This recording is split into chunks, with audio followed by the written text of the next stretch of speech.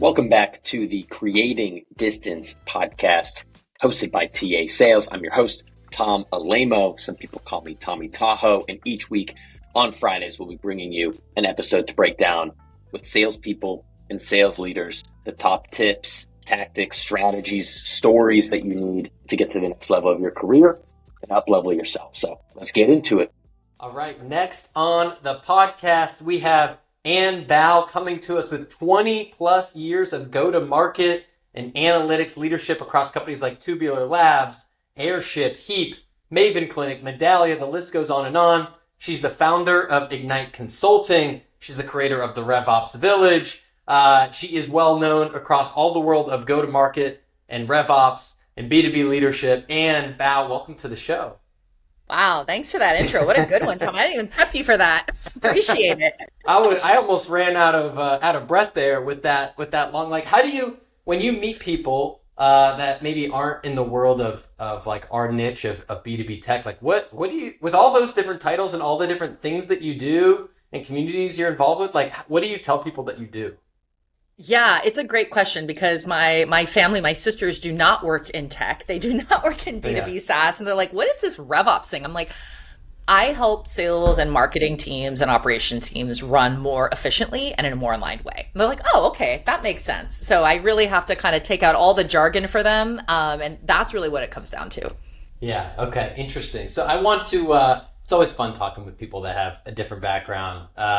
So there's two angles that I really want to take this conversation. And one is on, your bread and butter of RevOps, which I think, at least from my lens as, a born and bred salesperson and sales leader, I have acknowledged and seen, in my opinion, like the rise of RevOps go through the roof, especially in recent years. I've seen RevOps become, have a larger seat at the table in, purchasing. I've gotten closer with RevOps folks. I'm starting to work with them, on my clients. And so I'm interested in learning more about the systems thinking and what goes on to make a great strategic RevOps leader.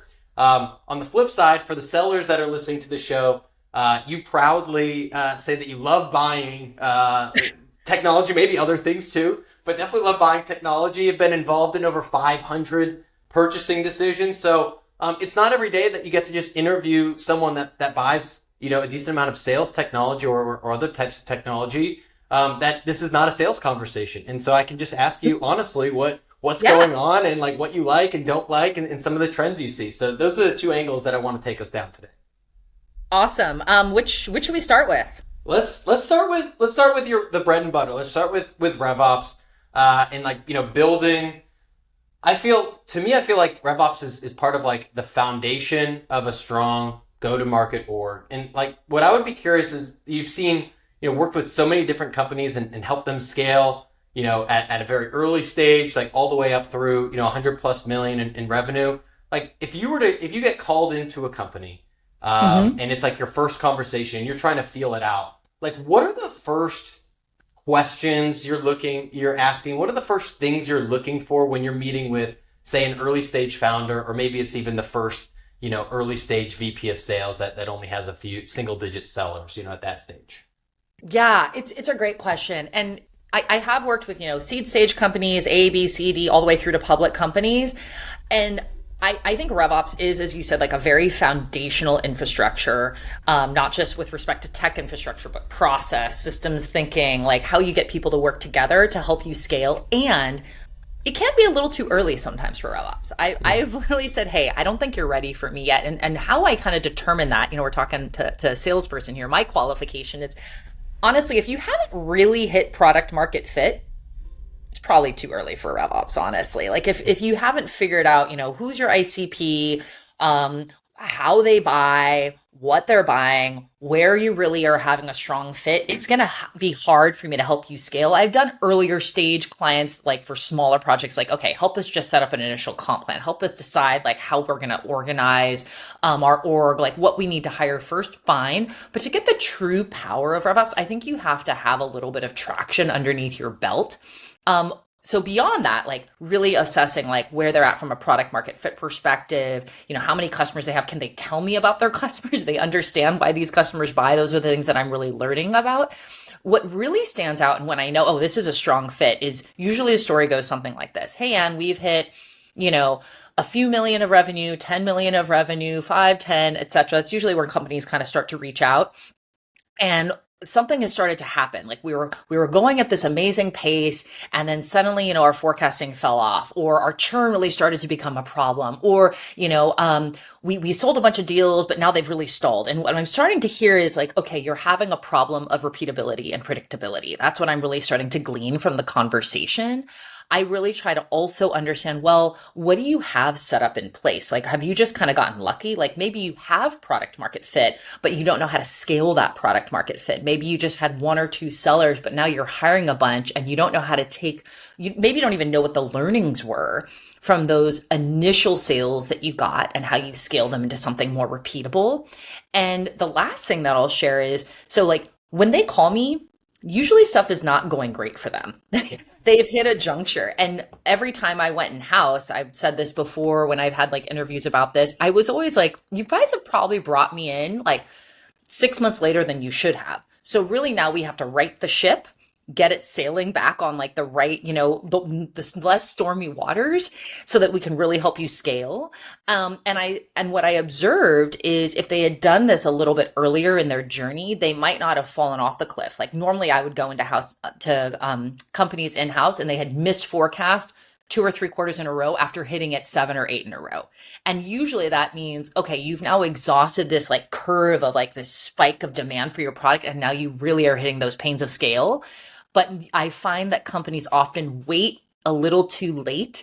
And then now they're like, crap, now we're in the shit. Yes, I just cussed on this podcast. Sorry, y'all. That's all you want. and now we really need some help because like our product and our demand is not enough. Like now we really need to understand the machine behind it.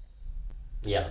Interesting. So do you think you mentioned like, sometimes you come into a conversation and you identify, hey, this is too early. You don't really need someone like me yet. And then I want to get to like when they bring you in too late. But in the too early case, would you suggest if a company is, they're at the point where they're figuring out product market fit, maybe there's 1 seller or 2 sellers, and then they're just they're racing, they're trying to bring in and scrapping to bring in revenue. Like, would you suggest at that point that they should be start with the end in mind with some of these systems to think about scalability? Or do you think that's a waste of time early on and like, hey, just get to 1 million ARR, 2 million ARR, and then you'll have to probably put some extra time into it, but like that's the first thing, and then start thinking about these systems? Yeah, it's a great question. It's gonna honestly really depend on also the leader that they have in seat. So I have worked with one company that was approaching 1 million ARR, and they had a very seasoned, forward-thinking, strategic chief commercial officer. And she brought me in to 1, help them develop their first comp plan, 2, help them set up their first forecasting, 3, help them set up their full like marketing to sales funnel. But she really understood, okay, I like have limited funding. I'm going to be hiring and I need to be able to enable my sellers to she was doing all the selling herself. She's like, I can't be on every single one of these deals. And I want to be able to have like a repeatable framework that I have helped shape, the help of me, Anne, that I can give to my new sellers to ramp them in really quickly. So I think if you have that foresight and that vision, it can work really well. I've worked for other orgs where, the one client that I worked with and I ended actually a month in, honestly, was it was a referral from one of their investors. I won't say what the client was, but their investor said, hey, Anne, I need you to go and help this company that I've invested in. They need, his words, not mine, they need an adult in the room. Just go over there and be the adult in the room. And I said, okay, like let's have an introduction. Met the CEO, brilliant CEO, really newer space for the product, but they didn't really know what they were selling. And they didn't know who they were selling to. So I can't go and like develop a sales process or set up a funnel. And it kept shifting week to week, month to month, right? I was like, you're just going to spend a lot of money on me, your fractional executive. And I think you got to really nail that down first, or else you're just wasting cash and you don't have enough time to waste cash. Like you're you're a seed stage startup, right? So I said, let's pause this, figure out your product market fit. I'm happy to come back in when you've got that figured out, but don't burn your cash on me, right?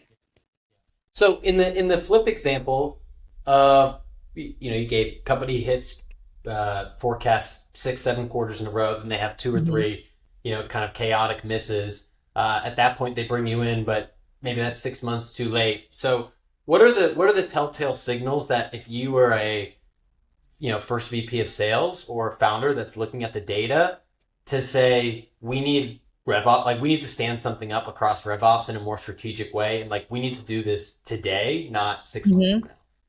Yeah, and by the way, one thing when I say they did too, like we got that shit back on its, That was a given in my book. Why did this ship, right? It just I Yeah. was like, hey, maybe you could have like not missed a Wasted couple time. things, right? Yeah. But it's a good question. I mean, I'll share what I've seen in a couple organizations, and I said this recently to someone. I was like, you know what? They said, Anne, what type of work do you do? And are you doing all this like really cool, nifty AI stuff? I mean, not as much yet, by the way, maybe soon. But I was like, no, honestly, I'm asked to come in to do core go-to-market fundamentals. And I'm curious, like I imagine you have this in your business as well, right?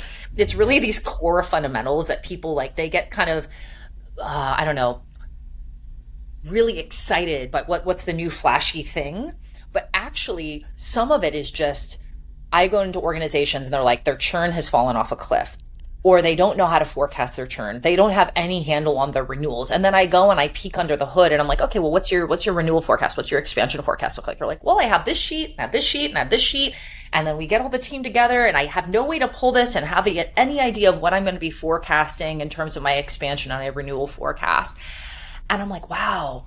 And I'm like, well, why is that? And they go, well, it's because my leaders do it, but I don't have accountability down to the rep. So I really have no line of sight for where we're going to land. And when I hear that, there's 2 things that stand out to me. Number one, I'm like, well, usually they have some sort of process, like kind of like a pieced together process that's super manual.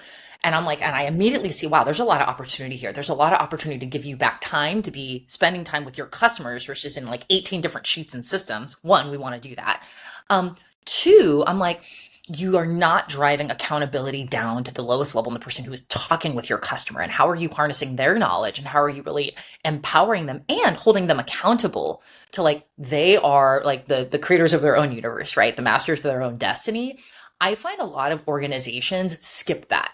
They focus so much on, we just got to sell, but they don't actually realize that like, how do we harness the knowledge of our teams that are really talking to the customers every single day and make sure that they know it's building blocks. Like it starts with you and we ladder it all the way up. So often I'll go and I'll be like, it's why when people say, what are the common things that you're asked to do in a lot of your startups, no matter the size, implement a sales process, refresh or redesign their sales process, redesign it in partnership with the sales leadership and with their team on the ground in a language that resonates so that they actually use it.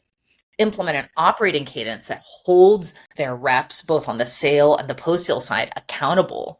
The other thing I often do is, oh, wait, make sure the marketing and the sales funnel connect. The number of times I go in and they don't connect and no one can tell me, including the reps, what happens before it hits their desk. And then you're holding these reps accountable for managing like leads and lead statuses and opportunities. And the reps have no idea why. It comes back to the fundamentals. So we need to kind of demask that and put it in like, I don't want to say layman's terms, but just like simple language, not like RevOps expert terms. Like, this is what you do. This is why you do it. And we're holding you accountable and we're training you on how. That's when I see this machine really start to turn. And I feel like people just get so caught up that they miss those fundamentals and they just skip right over them. Now, how does that line up? I know that pre-show we were talking about having a strategic lens to RevOps, and I would imagine that there could be I imagine that the relationship between someone like yourself and whoever the sales leader is, and probably the marketing leader as well, is crucial. Or if someone's full-time and a director of RevOps with their VP of sales, if that's like the case that they're full-time. But I imagine that there could be some tension there because maybe the VP of sales, she or he was the one that created the sales process and maybe has some ego tied into like, oh, it works just fine. Doesn't want someone else to get in the way or mess things up or change things around. Like, is that a dynamic that happens, or, what's the overall environment of like the relationship with sales leader and RevOps leader and maybe other members of the go-to-market org leadership? Yeah. I'm going to share One where I think I didn't get it right because I think this is important. And then what I learned from that and what I think it really takes to have a very strong relationship that really positions you as strategic RevOps. And why I think this is important for the listeners is, we were talking about this and you were like, hey, I just started to see enablement be part of RevOps and I hadn't seen that before. And I shared with you, Tom, I'm like, well, actually, I've had enablement in almost every single one of my orgs. And you're like, wow, like, why is that? And what I have, and this feels a little like tooting my own horn, but I will share it. I think when I get hired, I am like a strategic RevOps leader. I'm not there just to like manage the systems and tinker the systems and pull reports and pull the data and sit in the back and be an order taker. No, that is not my job, right? It also is not my job I sometimes joke, and a CEO said this, he's like, Ann, you're on my executive team, you're RevOps, you're also the bullshit meter. I'm like, okay, thank you. But I'm also a partner. Right. Yeah. Yes, I do think RevOps is there to like really be, Switzerland neutral third party, say what it is that matters for the business, but you are also meant to be a partner, which means you cannot be hiding in a cave somewhere just behind your computer, building systems that nobody understands, not explaining it, and not enrolling and engaging your leaders for their input to shape the go-to-market. And what I find is some of the RevOps teams that I have worked with, taken over when I go in. Usually this is the case. One, they have not had a senior leader of RevOps. Two, they feel like order takers. Maybe they're being treated like order takers. Maybe they've actually been order takers. Maybe they have not been partners. It's not about shifting blame. I've seen it, really the blame sits across everything. But what I actually also observe is they haven't realized I am here to enable my stakeholders to do their best work, not as a servant, but as a true partner. I don't believe in servant RevOps functions. I believe in partner RevOps functions, which means, yes, sometimes you say the hard thing, but you also have to figure out a way to be a partner to your business. And so when I said I was going to share the story where I didn't get it right, early on, when was it? I think it was at Medallia. It was at Medallia. And I was sitting at a meeting with our VP of RevOps. I was a director at the time. And it was my first time in SaaS, and he had just come in. He was a new leader to the org, and he asked me, hey, Ann and team, like, introduce what you do as a function. And I said, I run the North America and APAC and global sales forecast calls. I do XYZ, and on these calls, I interrogate the deals. Oh my gosh. I got it. I got hit so hard. He's like, I still remember what he said. He's like, you are not part of the CIA, Ann. You do not interrogate the deals. I think his language was a little bit strong. Yeah. But actually, it really made me pause because I had at that point thought of myself as like, I'm here to interrogate the reps. Yeah. That was not my job. I was there to point out things that they were not missing, but not to put somebody in like the bad box, right? Yeah. And I think sometimes RevOps can become that. And when you do that, you alienate yourself from your stakeholders. So I just want to pause and see if you have feedback. Maybe you've had that experience with RevOps. I don't know. I think I've had mostly a positive experience with RevOps. I think like when I was at Gong, I felt like their RevOps team was really strong. The enablement team was really strong. I think in other organizations, I don't know if I prior to Gong had an experience of like feeling like there's a lot of strategic nature to operations at that point. It felt like it was more of like behind the scenes, that like there just wasn't much interaction between me as a sales manager with the operations team. Like they might help me with a Salesforce dashboard or something, but we weren't strategizing on aspects of the business. They would tell me maybe what the team quota was going to be next year, but like there wasn't a collaboration. This field, Tom. Yeah. And I was probably annoying to them too in my own way. So I didn't experience that firsthand, but I'll say, years later, now working, mostly with sales leaders, enablement leaders, now with RevOps leaders, I definitely know, like I take note of when a RevOps and enablement, like the relationship between what they have with a sales leader can really stand out in terms of how they're collaborating together and, how they're viewing, a piece of the project. Like there's a team that I was helping them with their outbound strategy. And so like sometimes that's just like sales leader, hire someone, come in and train the team. And that's a piece of it. But like in this instance, like the RevOps leader got very involved and we've, realized there was something incorrect with the lead routing. that was causing reps, to spend 30 minutes every day, like having to clean some certain things up. They were investing in a few different sales tools. And so like we kind of like up leveled, in my opinion, the project to help not just the skill building, but also some of the processes and systems to like the end goal just being how do we make the lives easier for the BDRs and the AEs so that they can build more pipeline. Yeah. Yeah. And by the way, you said, you said something that really resonated, which is like, sometimes you didn't even talk to the ops team. I'll share also at Medallia, going back to 2016 here, right when I joined, again, it was my first time in B2B SaaS. It was my first time in operations and analytics for a SaaS company. And one of my analysts went on vacation, and I was like week 3 in, I want to say. And so I was still in very much ramp mode. And he'd been running the forecast meetings. And then I remember like sitting in these forecast meetings and noticing that we used Clary at the time, that he wouldn't really ask that many questions. He would just sit there and he'd like, toggle the screen, and it was the VP of sales asking all the questions. And so I said, why don't we ask any questions on this? Why aren't we offering insights? He's like, oh no, they don't want us to do that. We just sit here and we run Clary. And we let the sales leader coach. The sales leader coaches the team. The sales leader asks his regional directors, who was a VP, what's happening on the deals across their team. And I'm like, okay, interesting. So I was just like listening. He went on vacation. I had to take over the sales call. So I prepped, started running the forecast, and I just started asking questions, things that I was noticing in the data. People were making their calls. I saw like some anomalies. And at the end of the call, I'll never forget, the VP, Michael Lendner was his name. He's like, Ann, keep doing that. Keep asking those questions. I guess I was not interrogating at this time, but I was asking like curiously, like, hey, I'm not so sure about that. Have you noticed XYZ? And he was like, yeah. And I'm like, oh, you want us to ask questions? Cause like, that's what I think I'm going to add the most value. He's like, yes, please do that. And so I think sometimes maybe there was this perception, and I've heard this, oh, they don't want us to speak. They don't want us to collaborate. I've actually found the opposite. And at one of the, another company I was at, what was it? It was like a $25 million company going to 50 million. And I would run, we called them like the weekly deal strategies. I would run the deal strategies. My VPs of sales, there were 2 were on the call. The VP of marketing was on the call. Every sales rep would come. I would have them stand up, give their verbal, talk about the deals, coach them. And I remember one of the new VPs of sales came in and turned to their VP and said, why is the head of RevOps running this call? And the other VP of sales said, oh, I like when Ann runs it, because I coach my reps one-on-one, but I want them to be able to stand up, and no matter who asks them about a deal in the company, they're prepared to talk about it. And so I like having like a third party, if you will, outside of sales. And she's like, that adds a lot of value to me, and feeling like my reps really know their number. So it's just a very different mentality.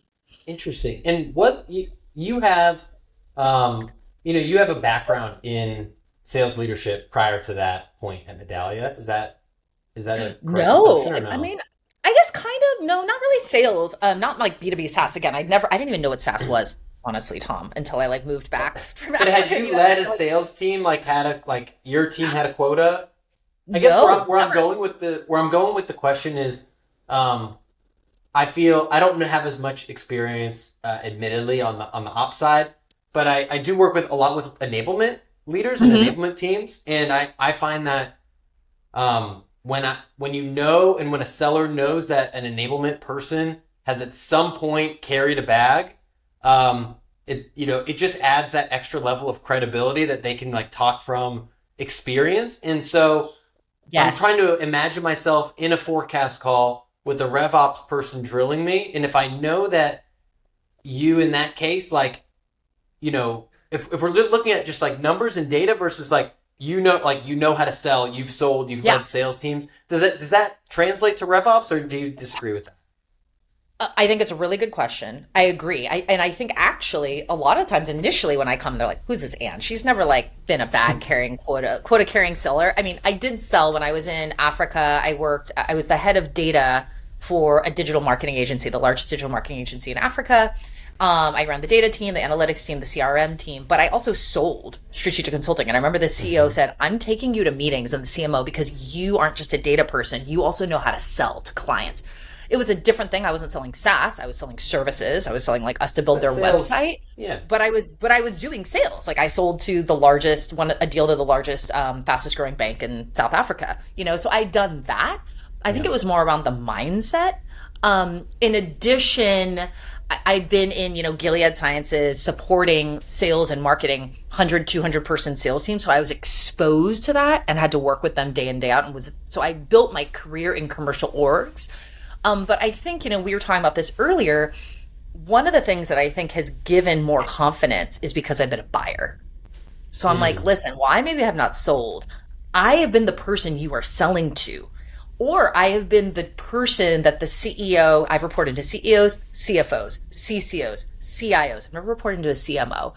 I know those buyers well because I was the person buying software on their behalf. They were like, I'm not attending this meeting unless Anne says I should, and if we should get, and I had to make the internal business case. So I was like the very strong champion, and then at points I was the actual person making the decision.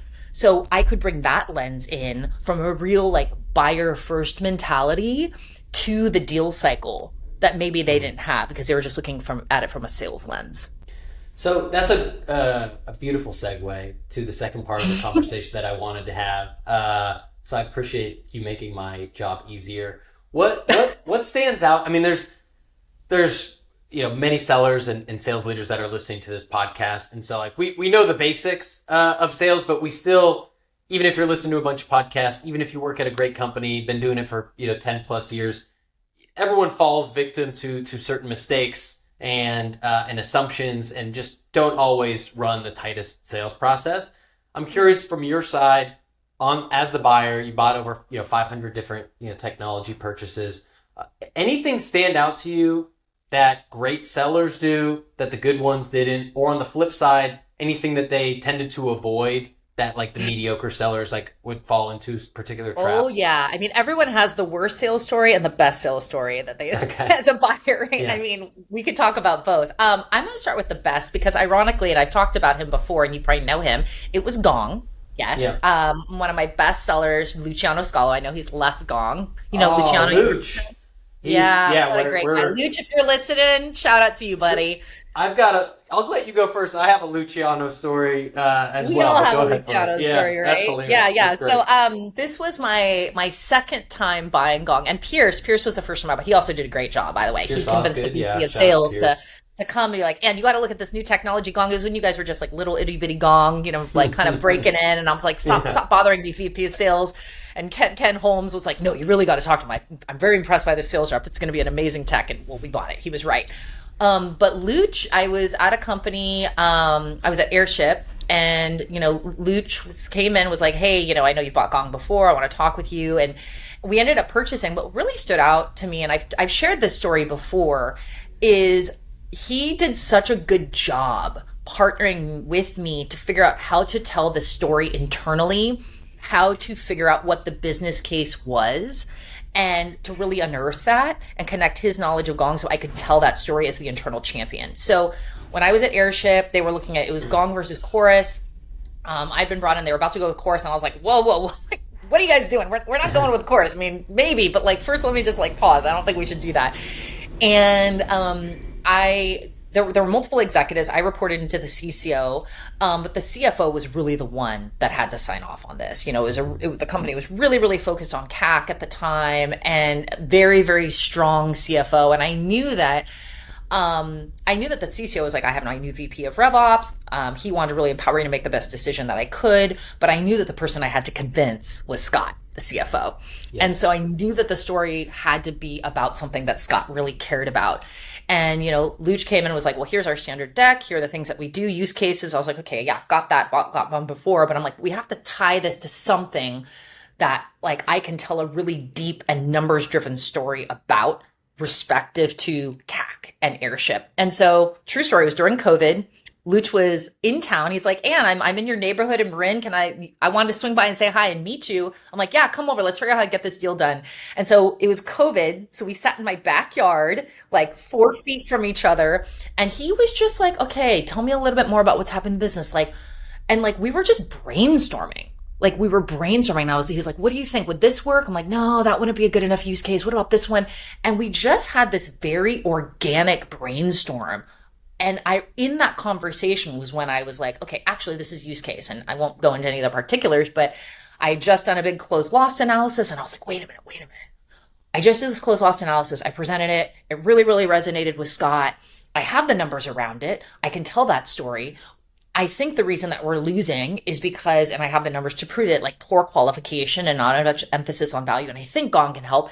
And really having him as a thought partner helped me develop a very strong story. I then translated it into one slide. You'll have to ask Luch because he's like, Anne, can I take this slide and use it in my other deals? I'm like, yeah, like customize it, take out any of the things, go and win some more deals. But I was able to present that deal the next week to the CFO and we got it signed. And what was so great was I didn't feel like I was being sold to. I felt like he was helping me tell the story that I had to tell because, you know this, buyers, like this was the first big purchase I was going to make as the VP. I couldn't get it wrong, right? Yeah. And so my name was on the line here. So I had to make sure that it was resonant and really appropriate and relevant to what we were dealing with in the company. And Luch really helps me do that. Okay. We need to unpack this further because this is like, I love nerding out on this type of stuff. But my quick side tangent is that I was at a different company. We were evaluating Gong and Chorus. Luch sold to me as a sales manager, and my boss was the VP of sales. And then after that, we became friends, and then he recruited me over to Gong. Without Luch, who knows where I'd be today. So I will send you, we'll clip this and send this to you, Luciano. We appreciate you. So let's bring this back. I think most sellers that are listening to this podcast would say, and that I would love to be viewed as, a consultant to the business where we're talking about the highest level priorities. We're brainstorming in your backyard. You trust me enough to bring this proposal to the CFO and of course, having that conversation is a skill set, but the gap oftentimes I think is what the step was before that. So as much as you can remember, or maybe there's been other times, do you think the fact that you knew the technology before gave some sort of advantage? Like if Luciano worked for Chorus, was there something about his approach that would have gotten you to open up to that level? What do you think about that? Yeah, because I've had a few of these, and that one really stands out because it felt. I know this is kind of like cliche. It felt very authentic. I've had sellers be like, "Hey, you read my proposal yet? Hey, you got that? Hey," like it was what was in it for them. Like, yes, of course he wanted to get the deal done, right? But he went out of his way, came to my house, like sat outside in my yard, and he wasn't like I never felt like bullied or cornered into something. It really felt like he was helping me brainstorm. Right? It was about like the problem I had to solve internally. So that became my thing to bring forward. Like even the slide that actually convinced the CFO, it was my slide. I built the slide. But by having the conversation and that thought partnership, it like unlocked something that I was not seeing that I don't think I would have gotten to on my own. And I've had other sellers who like hounded me and offered no value. They were like, are you going to get the deal done? When are you going to get this? You told me this. And it's all about like what they want versus wait, no, this is the thing I have to do. I have to convince this person. I know Gong's the right tool for us. I've used it, but you have to help me do this thing. And so he was like, how am I going to help Anne do this thing? He took the focus off himself and was like, I'm going to put the focus on Anne and I'm going to listen. That's the other thing. I always think about Luciano, exceptional listener. That like the real expert at like the really crucial pause, he would let, and this is like sales 101. Like I'm sure if you looked at the Gong recording from that, if we had it recorded in our backyard, so we didn't, it would have been like me talking a lot and him asking really thoughtful, deep questions versus waiting to get to what he needed. That was a real shift. Yeah, there's data that I reference, which is actually coincidentally from Gong. This podcast is not sponsored by Gong, but I know it's not sponsored by Gong. It's just where we are in the conversation. But the data was a survey of buyers, and they asked, quite simple, like how well do you think a salesperson understands your role in the organization? And only 25% of buyers said that the salesperson understands my role, which to me feel that should be table stakes. Like there's much more advanced metrics that you could be able to hit as a salesperson. And so I have coached many sales teams and sales reps where we're doing a deal review. We're recording this right now. It's the last month of June, so last month of the quarter for many, last week rather. And oftentimes you'll see like we've got the contract out, and so I'm just following up, like checking in, this, that, and the other. And like if you don't get that business case and that trust built early, you can't, in my opinion, really do that later. You can't be like, I've already sent you the SOW. Right. I think you're working on it. By the way, Ann, could we set up another call and you could tell me why this like really matters to you? It feels like that has to be felt throughout the entire process and your entire journey. Deep discovery, right? And we've all been, I have to interject, Tom, because, how many times have I been on the calls where I had somebody reach out to me probably in the last year, and I gave him this feedback, reached out, hadn't done any research about me and the companies that like I was working with, like didn't know where I was located, which like fine, like I asked you today where you were, in Chicago, but we're just chatting on a podcast today. Yeah. Like didn't know anything about my role. Yeah. And I just was like, and I'm like, you gotta show up more prepped. Like this is just lazy, right? You told this them is that. just yeah, I did. I was like, listen, I gotta give you some feedback. And by the way, I've had this happen a few times where they just think they can like show up and throw up. And I'm like, are you kidding me right now? Like I'm giving you a call. I'm not saying you have to have everything figured out, but as I tell reps that I work with, that I coach, when I'm rolling out sales reps, we just rolled out a discovery playbook. I'm like, you have to at least show you've done some research. And now with ChatGPT, there is like no excuse. There is no excuse. Spend 10 minutes, put a prompt in, figure it out, read it, put it on, like go on your walk. Have a perspective around, know what this person's role is, know what they might be facing, have a conjecture. Otherwise, it's just lazy. And to be honest, that's like the biggest disrespect of a person's time. You never get that back. That's a great point. I want to pivot as we're to wrap up. I have a few rapid fires. Oh, okay. I want to get some hot takes from you on if you're. Oh, I like a good hot take. Okay. The first one, speaking of buying RevOps types of, sales tech and maybe even marketing tech, if you could only, you come into an organization, what is the first tool that you typically would advise people bring in? And I know it depends on the use case, but do you have any go-tos? I always want to make sure my team use, like personally, I would love if someone, a sales team was using something like Gong, something like Outreach, some of those basics. Anything that stands out to you?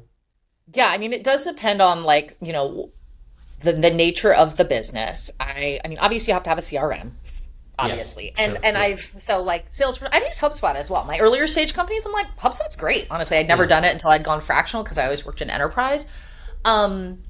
Yes, I bring in Gong because I just think when I've used Gong in the past or whatever your new, I've used Clary as well. It's a good tool. I think they have different advantages, but I prefer Gong. I ran my entire forecast. I never even had to go into Salesforce. I just did everything out of Gong.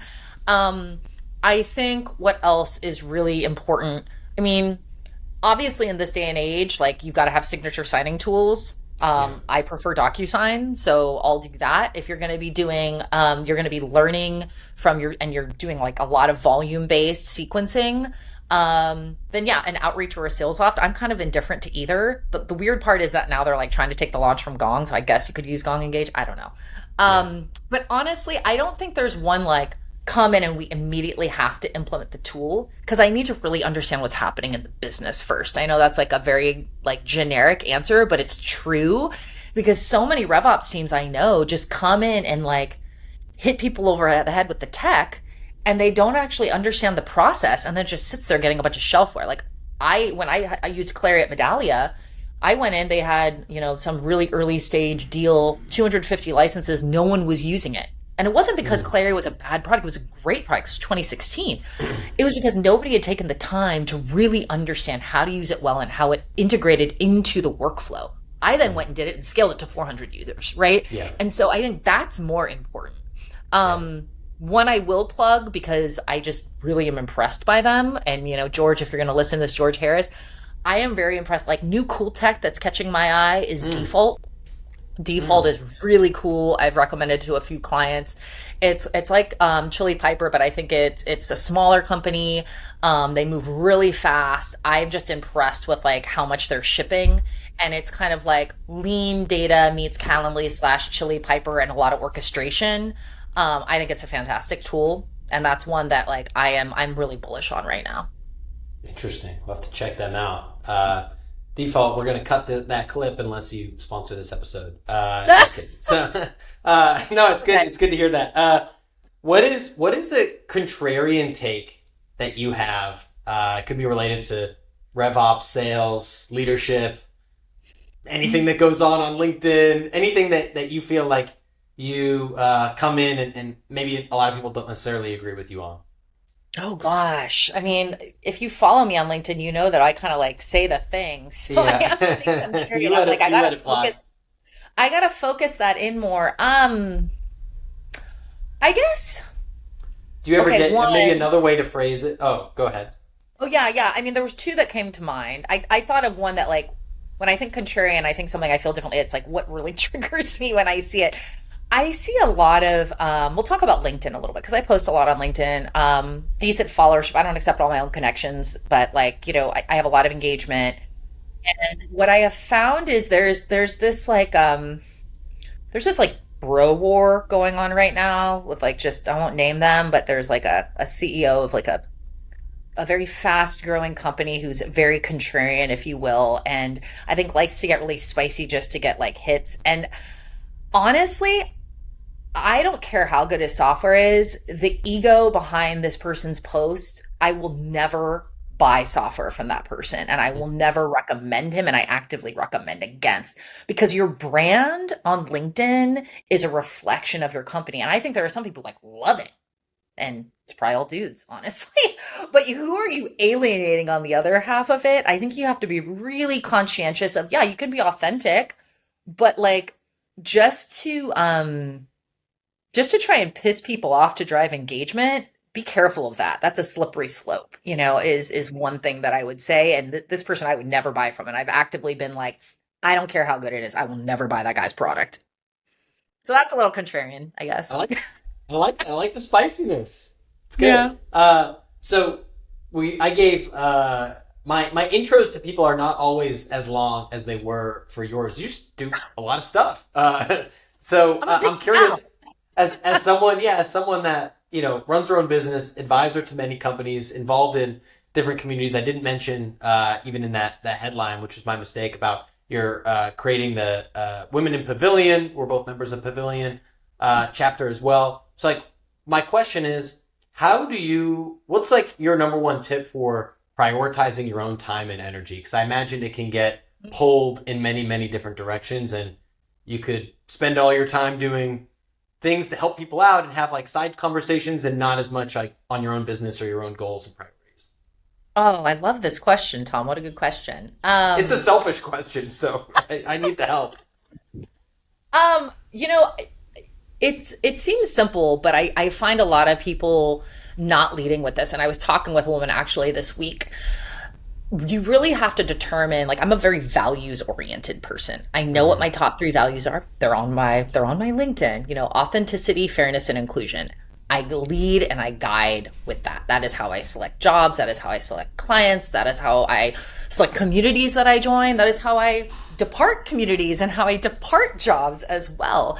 And then I think really letting those values guide you, combined with deeply understanding what is most important to you in life. And so for me, you know, I am a mom of 2. I have a partner. He is wonderful. He's actually a head of client success. So that's kind of fun. And for us, you know, being a very strong family unit is critically important. Additionally, fun fact, we met on a tarmac. We met traveling in Tanzania. And I shared with you before this call, I've been to over 50 countries. And so traveling and exploration and making space for that is also very important. Money is important too. Is it the most important thing? No. Do I do well? Yes. Could I make more money? Yes. I was talking with a fractional leader recently who's like, yeah, and last year, he's like, I made $700,000 last year. I'm like, wow, good on you. And he's like, yeah. And he also, you know, runs a bunch of communities, has all these clients, works all the weekends. I'm like, I could do that, but I don't want to do that. That's great for him. That's not my life, right? I'm in Hawaii right now, I told you, because this is the tradition that we started in COVID, and it's a source of a lot of privilege, which I recognize. but I want to be able to come to Hawaii with my kids, take a couple weeks off, take them to the beach. And so what life do I have to create? What do I need to say yes to? And what do I need to say no to support that? And then the last thing that I think is really simple, but we miss, is pausing to ask, like, are the things that I'm spending my time in, are they really adding to my life? Are they really bringing joy? Or are they depleting me? I pay real attention to if I'm in a conversation with a person and they're adding a lot of stress, or I feel like fatigued after, I'm like, maybe I don't spend as much time with that person. Sometimes you have to, it's like work, but like, how do you really curate your environment so that you're living the life that you want to lead from a values perspective? What is most important? Let that be your guide and really trust your intuition on that. That's great advice. Oh, thanks. I'll say I feel very energized from this conversation. I'm ready to run through a wall and make a bunch of cold calls and go update my HubSpot and create some systems for my business. So I just have two final questions to wrap up with. One is a selfish question, and I always ask it at the end, which is, who would you like to see come on this podcast next? But the caveat is you have to be willing to either help me, find them, or at least know this person. Like, you can't say it's, some Obama, massive celebrity. Yeah, but if you have a connection to the Obamas, then we'll take this offline. But anyone come to mind? Well, let's see. So sales, RevOps, hot takes. I'm thinking about it. I mean, there are a number of them. Are there any, because I could name so many, are there any particular personas that you're really interested in? Because that will help me hone all the names that I have for you. Interesting. I mean, I'm interested in my personal fascination right now is, as someone that knows a good amount about like the sales side of go-to-market, I'm personally learning with my own business and with clients more about the operations, the systems. Like, I'm very AI curious. I'm taking that course with Pavilion. I'm also curious on like the early stage marketing path, because like I feel like I know a little bit about marketing, but certainly not like the nuts and bolts of it. So I don't know if there's anyone in that fit those categories. I have someone, and actually I was talking to her 2 days ago. Leah Russo. She is also, she's a fractional CMO, but she's a fractional CMO with like RevOps chops. I think that's how she brands herself. Oh, interesting. So she really came up via marketing ops, but she's also run RevOps teams. And what I think is so cool about her is that she really brings both minds to the table.